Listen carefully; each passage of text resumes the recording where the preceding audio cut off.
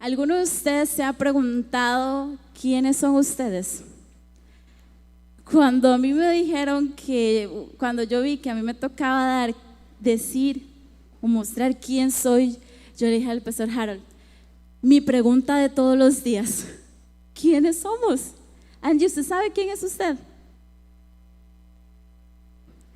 ¿Quién es usted, Norquis? Yo. ¿Angel? Muchas veces nos preguntamos quiénes somos en diferentes etapas de nuestra vida. ¿Y por qué es importante saber quiénes somos? Porque en base a lo que nosotros somos, condiciona nuestro estilo de vida. Por ejemplo, si Angie me hubiera dicho, estás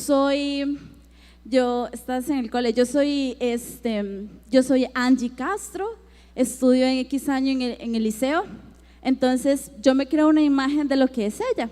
Entonces ella empieza a condicionar su vida respecto a eso. Ella vive en que es estudiante.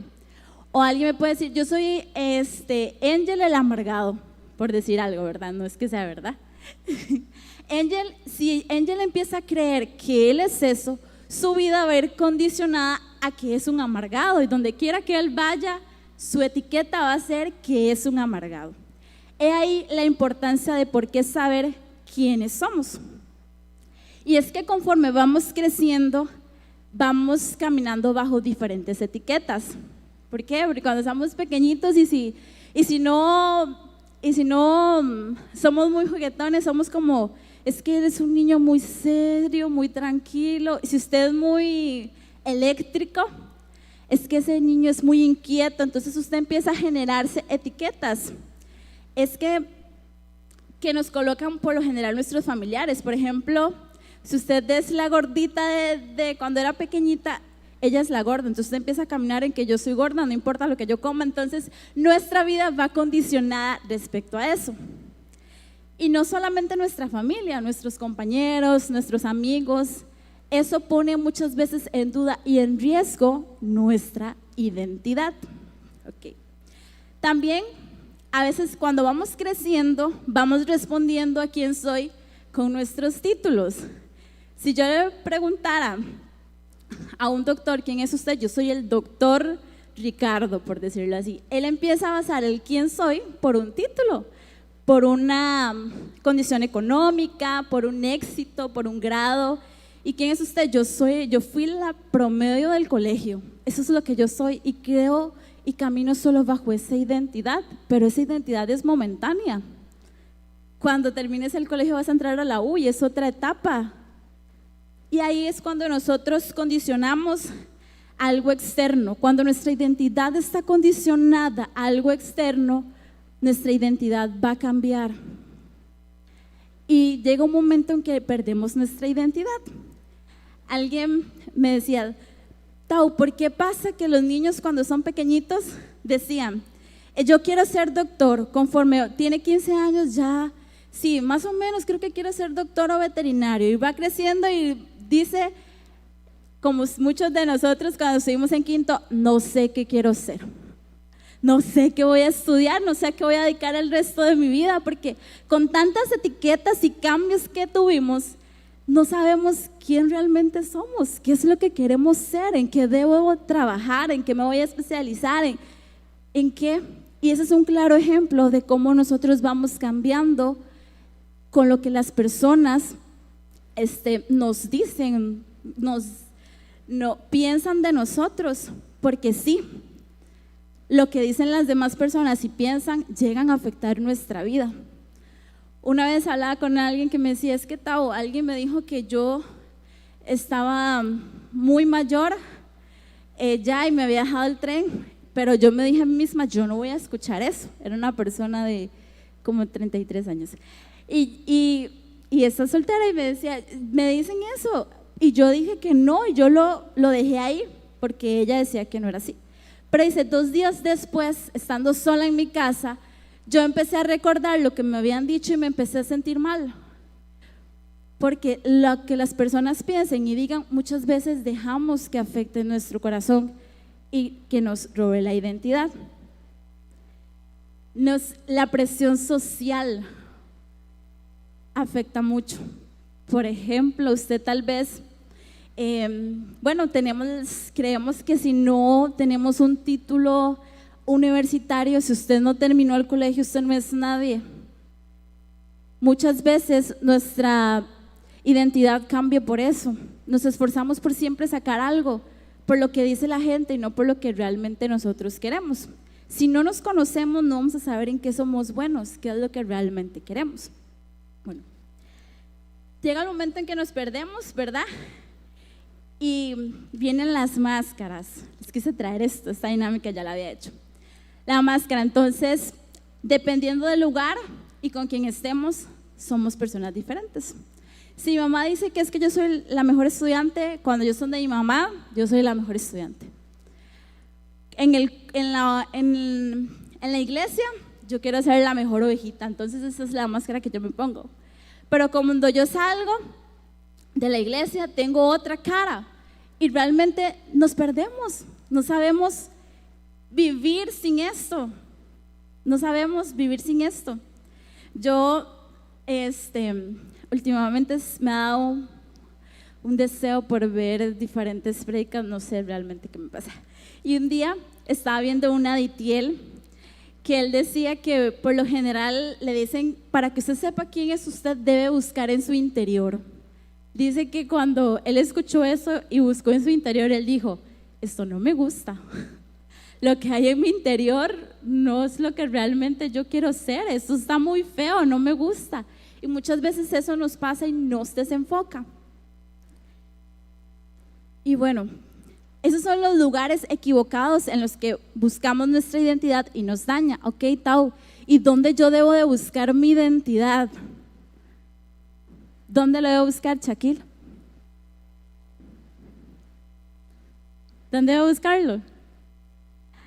El lugar seguro para yo encontrar la respuesta a quién soy es en el corazón del Padre.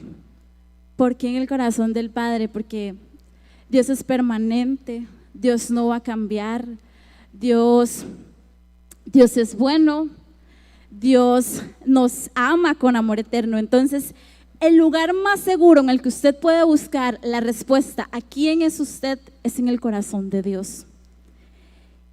Y quería comentarles que una vez, yo escuchando yo creo que ustedes lo han escuchado, de Marcos Brunet, él decía que en una experiencia que él tuvo con Dios, él lo llevó y le mostró como un corazón grande, algo así era, y que él había un espacio y que Dios le dijo, ese es tu espacio, ese es el lugar que te toca, que te corresponde, ese es el lugar que tienes en mí. Y que Dios mismo le decía, y aquí hay un espacio que le pertenece a cada uno de ustedes. Y les digo eso porque quiero que entiendan y aprendan que en el corazón de Dios hay un lugar que es suyo, que nadie puede ocupar por usted. Hay un lugar que Dios estimó y que tiene reservado para cada uno de nosotros. Y ahí es donde debemos de encontrar nuestra identidad en Dios, la respuesta, ¿quiénes somos? ¿Cómo vemos a Dios? ¿Cómo Dios nos ve? Y es que como vemos a Dios va a depender también cómo sea nuestra relación con Dios. Si yo veo a Dios como solo el Señor al cual yo le sirvo, mi relación con Dios va a ser como, Señor, te traje esto y me voy. Señor, hago lo que tú me pidas y ya, y si está bien. Pero si yo veo a Dios como un amigo, yo voy a tener mi relación con Él diferente. Va a ser como, Dios, hoy me pasó esto.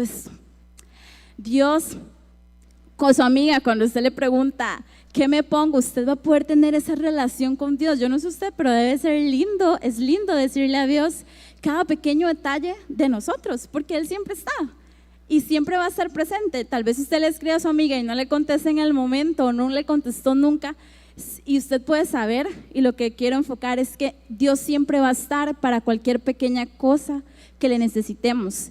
Aprendamos a ver a Dios como un amigo, como alguien cercano, más que un amigo, alguien cercano. Y en la Biblia existen muchos versículos de cómo Dios nos ve. Y yo les quiero leer lástima que no está lleno. Yo les quiero leer Lucas 4:18. porque este versículo nos los han dado tantas veces y dice: el Espíritu de Dios está sobre mí, me eligió, me envió para dar buenas noticias a los pobres, a anunciar libertad a los prisioneros, a devolverle vista a los ciegos, a rescatar a los que son maltratados. Ahí Dios está diciendo que usted lo envió a hacer milagros, a sanar, a dar libertad, que Dios lo envió a muchas cosas. Y yo no sé usted, pero cuando a mí me han dado ese versículo, uno se empodera, uno dice: Dios me eligió, Dios quiere que yo vaya y haga su obra. ¿Cuántos se han empoderado con ese versículo? ¿O solo a mí me ha pasado? ¿Norquis? ¿Angie? Ok. También ahí nos habla de muchas cosas que podemos hacer en Dios, que una manera en la que Dios nos ve y es buena. Pero también en Mateo 7, 22, 23 nos dice: cuando llegue el día en el que Dios juzgará a todo el mundo, muchos me dirán: Señor y dueño nuestro, nosotros anunciamos de parte tuya el mensaje a los otros, usamos su nombre para echar fuera demonios y para hacer milagros. Ahí me está, pero yo les responderé, el 23, yo les diré: apártense de mí, gente malvada, yo no tengo nada que ver con ustedes. Y este versículo, la verdad es que nos dice que, teniendo en cuenta el poder que existe en el nombre de Dios, ¿verdad? El nombre de Jesús, que es nombre, sobre todo un nombre que tiene mucha autoridad, cualquiera puede hacer milagros utilizando el nombre de Jesús. Cualquiera puede hacer maravillas si es la voluntad de Dios. Cualquiera puede hacer muchas cosas de estas, pero no cualquiera puede tener una relación con Dios, porque ahí dice: apártense de mí, porque yo no tengo nada que ver con ustedes. Y yo no sé usted, pero yo no quiero ir y hacer milagros, ir y hacer cosas, hablar de Dios, pero que cuando yo me acerque a Él me diga: tal vez yo no la conozco. Eso condiciona nuestra relación con Dios, quiénes somos en Dios. Y existen dos formas diferentes. Existe algo diferente en esto. Existe algo que hace una diferencia entre esos que hicieron y que Dios no conocía, con los que realmente son llamados y que Dios los sienta en su mesa. Y esto está en, bueno, no la puse, 1 Pedro 2:9, que dice: pero ustedes son miembros de la familia de Dios, son sacerdotes al servicio del Rey y su pueblo, coherederos, son la niña de sus ojos, son real sacerdocio, son llamados por Dios, son creación de Dios, más que vencedores, son cola, son ciudadanos de la familia de Dios. Dios dice muchas cosas de esas, y eso nos llena, porque Dios está diciendo que usted es heredero, ustedes son herederos, que ustedes son escogidos, que ustedes son sacerdocio, que ustedes están llamados a su servicio. Eso es lo que Dios dice de nosotros. Y muchas veces nos conformamos con eso, pero yo les quiero decir que existe un título o algo más grande que solamente ser el sacerdote de Dios.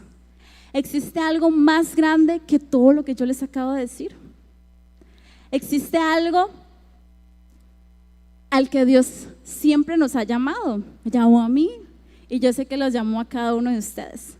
¿Alguien sabe qué es eso? Jorjani,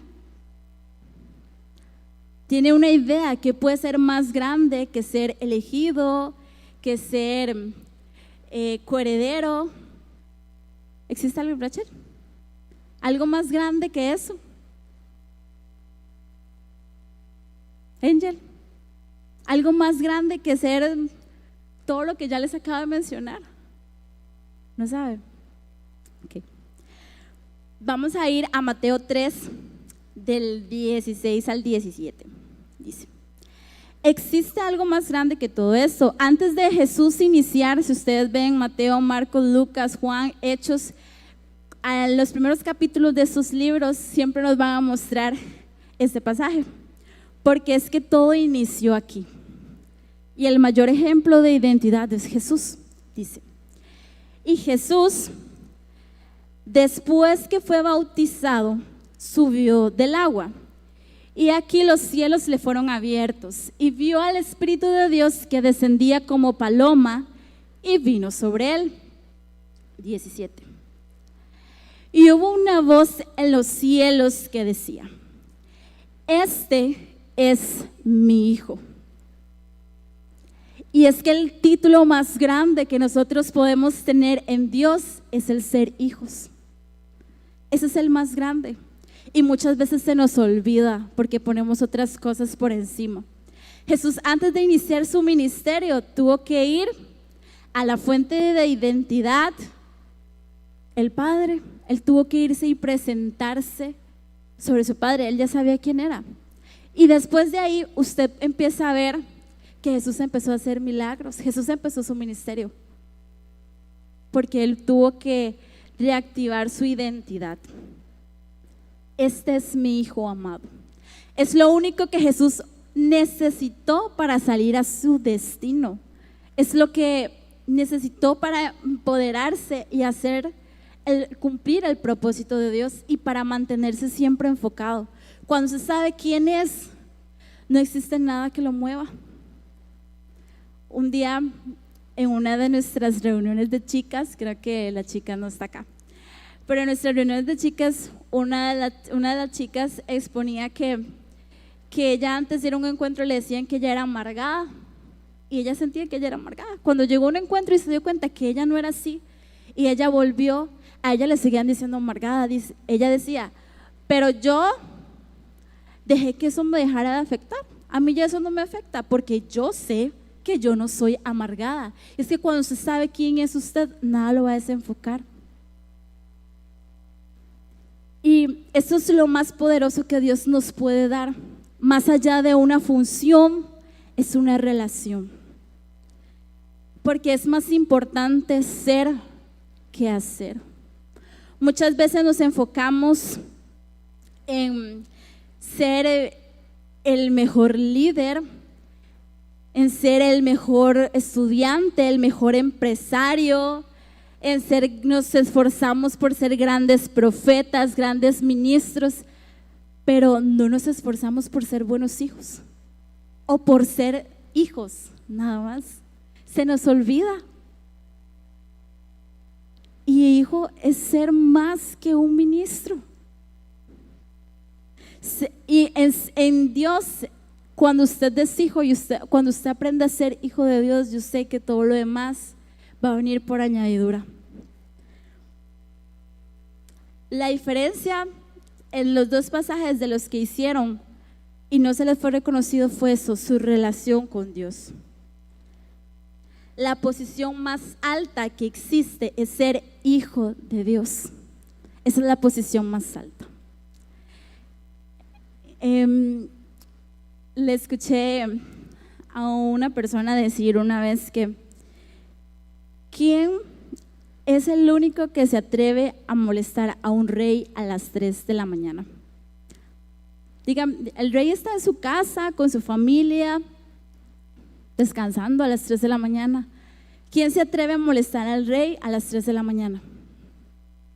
El presidente de la nación, que aunque tiene un título súper alto, no se atreve jamás a llamar al rey a las 3 de la mañana. ¿Usted lo intentaría? ¿Qué sale? ¿Usted intentaría llamar a un rey a las 3 de la mañana porque usted necesita algo? Él no sabe que usted lo necesita, pero ¿usted se atrevería a llamarlo? ¿No, verdad? Nadie se atreve a molestar a este rey excepto una persona, y es su hijo. El rey podrá estar durmiendo en su habitación, pero si a la par está su hijo llorando porque ese hijo necesita algo, tiene una necesidad, ese rey no puede negarse. Ese rey se le olvida su título, él se levanta y va a ver y cubrir cuál es la necesidad que tiene ese hijo, porque antes de cualquier título está su hijo. Y eso es un ejemplo de la importancia que tenemos en el ser hijos. Es la posición más alta. Cuando sabemos que somos hijos, sabemos que le pertenecemos a Dios Y me gustó esta frase de Itiel Arroyo, decía: nosotros le pertenecemos a Dios y Dios nos pertenece. Usted anda en la calle y está su papá y tal vez otra persona se le acerca y usted dice: él es mi papá, ¿verdad? Usted pelea. ¿Cuántos de aquí han peleado a su papá? Veo muchos ojitos sonrientes. Pelean a su papá, ¿verdad? Porque les pertenece, es su papá. Así es en Dios. Nosotros le pertenecemos a Dios y Él nos pertenece, es nuestro Padre. Y es que si tenemos a Dios, lo tenemos todo. Nos podrán rechazar, insultar, pero usted sabe que le pertenece a Dios, eso no va a importar. Podemos tener diferentes circunstancias y usted puede tener paz porque su papá es el dueño del oro, de la plata, del cielo, la tierra, es dueño de todo. Y si su papá es dueño de todo eso, ¿qué beneficios no tiene usted o tenemos nosotros como hijos? Me incluyo. En Mateo 8, 23, 26, por ejemplo, nos habla acerca de cuando Jesús subió a una barca con sus discípulos y de pronto empezó una marea, una tormenta, y dice que los discípulos decían que iban a morir. Jesús estaba durmiendo, Jesús estaba descansando y llegaron: Jesús, Jesús, nos vamos a morir, Jesús, nos vamos a hundir. Y Jesús se levantó y les dijo: hombres de poca fe, ¿no creen en Dios? Se fue a una esquina, les estoy parafraseando, ¿verdad? Así va la historia. Se para en una esquina, a la orilla, le dice al mar, a la tormenta, que se vaya, y las olas se calmaron. Él ordenó al viento y a las olas que se calmaran y todo quedó muy tranquilo. Jesús lo hizo porque él sabía que si su Padre es el dueño del cielo y de la tierra, él tenía autoridad sobre eso que estaba sucediendo.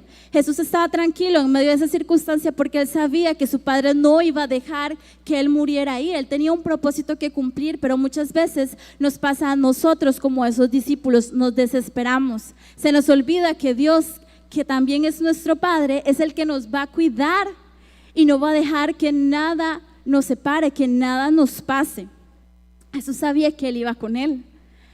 Yo les quiero contar una historia. Una vez estaba hablando con una persona que me decía que le gustaba pescar. No les voy a decir qué es, pero yo nunca lo he visto pescar un pez. Nunca, realmente nunca lo he visto. Lo he visto sacar jaibas, pero nunca lo he visto sacar un pez. Y yo le dije: ¿realmente usted pesca? Porque es que yo nunca lo he visto. Y me contestó: sí, cuando ya llevo mucho tiempo, Tau. Yo le digo a Dios, ay Dios, dame aunque sea un pececito ahí, el que esté más cansado, el que ya no quiera seguir, prácticamente que le está pidiendo a los peces que quieren suicidarse, así. Y yo recuerdo que yo le dije: ¿cómo que usted le pide a Dios el pez más cansado? Si Jesús a sus discípulos le decía que tirara las remas y se llenaba, o sea, ¿cómo usted le va a pedir a Dios lo último? Y es que a veces nos pasa, se nos olvida lo que tenemos derecho y le decimos: ay Dios, dame 1,000 por lo menos para ir, venir y comprarme un fresco. Y nos quedamos ahí, pedimos, pero pedimos mal, no pedimos como hijos, no pedimos con la identidad de que yo soy el hijo de Dios y yo merezco todo lo que yo necesite y aún más. Yo a esa persona también le conté, se me da un poquito de vergüenza, también le conté que cómo yo ejercía eso. Yo le conté un ejemplo. Cuando hace unos años yo trabajaba una oficina que estaba en una casa, en la entrada había muchos perros. Para ese entonces yo estaba como empezando academia y se nos había enseñado acerca de la autoridad del señorear sobre los cielos y la tierra, la autoridad del regalo de Dios, todo eso. Y yo recuerdo que me decían: tenga cuidado porque esos perros muerden. Yo pasaba tranquila. Un día ese perro se me quedó viendo feo y me ladró feo y me quería morder. Yo no sé usted, pero en ese momento no sabía si correr, no sabía qué hacer, por un instante, pero después recordé lo que yo había aprendido en academia y de verdad, yo no sé quién me habrá visto, pero yo le dije a ese perro, no te muevas en el nombre de Jesús. Me dio mucha vergüenza contarles esto, me da vergüenza de hecho porque no sé si alguien me vio decir, esa muchacha está loca, le está hablando a un perro y fijo no sabe su idioma, no sé qué idioma eran los perros, pero en ese momento no importaba de que era un perro, en ese momento lo que yo sabía era que yo le podía decir a ese perro porque yo tengo autoridad, porque si yo soy hija de Dios, Dios no va a permitir que eso llegue a mí, que no me haga daño y yo pude ejercer la autoridad que Dios me da como hija, porque sí tenemos ese tipo de autoridades y ese perro no se movió. La conclusión de la historia es que ese perro no se movió, se quedó ahí. Así que se cumplió lo que yo le había dicho. Y entonces, la reunión más importante para Dios es atender a un hijo. Tal vez para muchos eso es pequeño, pero en ese momento que yo le dije que no se moviera, yo veo a Dios como, detrás mío, no te la acerques porque es mi hija. Yo veo a Dios con Jesús, cálmate, mar, tormenta, porque ahí está mi hijo y no les puedes hacer daño. Yo veo a Dios a través de nosotros, cuidándonos, siempre protegiéndonos. Y es que Dios, la reunión de Él más importante somos nosotros, cuidarnos a nosotros. Cuando ustedes, me imagino que sueñan algunos cuando tener hijos, yo estoy seguro que ustedes quieren tener un buen trabajo y se están esforzando por tener lo mejor, porque usted le quiere dar lo mejor a su hijo, ¿verdad? Usted ni sabe cómo es su hijo. Usted le quiere dar lo mejor. Yo estoy seguro que los que son padres aquí, Tencha, el pastor Harwood, Harold, yo sé que ellos se están esforzando en darle lo mejor a sus hijos. Yo estoy seguro que si el pastor Harwood tendrá que caminar todo Costa Rica, viajar por todo el mundo para tener que hacer algo por alguno de sus hijos, él lo hace porque les ama. Y les voy a dar un versículo, les voy a leer Mateo 7 del 9 al 11, dice: nadie le da a su hijo una piedra si él le pide pan, ni le da una serpiente si le pide un pescado. Si ustedes son malos, saben dar cosas buenas a sus hijos, con mayor razón Dios, su Padre que está en el cielo, le dará cosas a quienes se las piden. Está diciendo que nosotros aquí en la tierra, siendo padres malos, y damos cosas buenas, mayor aún nuestro Padre bueno que está en el cielo nos va a dar. O sea, mayores cosas podemos esperar en Dios Padre, porque Él es nuestro papá. Y en conclusión a todo lo que yo les he dado a nosotros, la respuesta en quién soy yo es: somos hijos. Soy hija, soy hijo. ¿Quién soy? Soy hijo. Más que cualquier título, más que cualquier apodo, más que cualquier llamado, yo soy hijo. Somos hijos y está por encima de cualquiera. Usted podrá ser el mejor músico, pero hay un título más grande que ese y es el soy hijo, soy hija. ¿Y qué hace Dios con nosotros? Dios nos perdona como padre, las funciones de un padre. Y Dios como padre, un padre perdona y ama sin importar lo que le haga a su hijo. Y ejemplo, la historia del hijo pródigo, ustedes la conocen. El hijo se va, hace muchas cosas y cuando vuelve su padre no piensa en preguntarle qué hizo ni en reclamarle. Piensa en abrazarlo, hacerle una fiesta, en amarlo. Un padre corrige y guía, porque sí, eso también vamos a recibir de Dios Padre, corrección y guía. Y mi ejemplo es Jonás. Jonás intentó hacer y salirse del propósito de Dios. Todos conocen la historia, pero Dios lo corrigió y lo guió a donde él tenía que ir. Dios consuela, y me viene la historia de Job, que amo mucho esa historia, porque pasan muchas cosas, pero al final de la historia dice: y Dios consoló a Job y le dio mayor de lo que él tenía. También Dios exalta a sus hijos. Y me viene la historia de David. David era el último entre sus hermanos y ahí Dios lo encontró y lo sacó y lo convirtió en rey. Dios nos protege. Y la historia de Daniel, como en medio de la fosa de fuego, Dios lo protegió y no le pasó mal alguno. Eso y mucho más hace Dios y puede hacer con nosotros. Lo hemos visto hacerlo en otras personas y yo estoy seguro que más puede hacer por cada uno de nosotros. Y ustedes me dirán, Tao, sí, pero yo sé, porque a muchos nos cuesta entender a Dios como papá, y yo creo que yo tengo como uno de los primeros en la lista que me costó y llevé un proceso muy largo y no sé de verdad de los planes de Dios, pero en medio de ese proceso Dios me enseñó, porque yo decía, ¿cómo va a ser mi papá si me pasaron tantas cosas antes?